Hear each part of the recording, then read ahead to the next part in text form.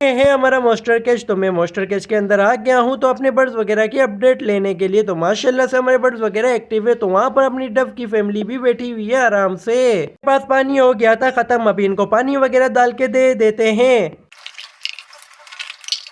मैंने इनको पानी वगैरह भी डाल के दे दिया। तो फिर मेरी नजर गई, देखा कि बच्चा गैंग इधर आराम कर रही है। तो इनके पास डाइट वगैरह भी सब कुछ मौजूद है अल्हम्दुलिल्लाह से। तो ये हैं हमारे बर्ड्स वगैरह माशाल्लाह से। आप कमेंट के अंदर हमें जरूर बताइएगा कि हमें और कौन कौन से बर्ड्स वगैरह लाने चाहिए। तो यहीं से करते हैं अपने मिनी व्लॉग को एंड। उम्मीद करता हूँ आपको हमारा छोटा सा मिनी व्लॉग अच्छा लगा हो। अच्छा लगा है तो लाइक कमेंट शेयर सब्सक्राइब करना मत भूलिएगा। मिलते हैं नेक्स्ट वीडियो में। Thanks for watching and Allah Hafiz.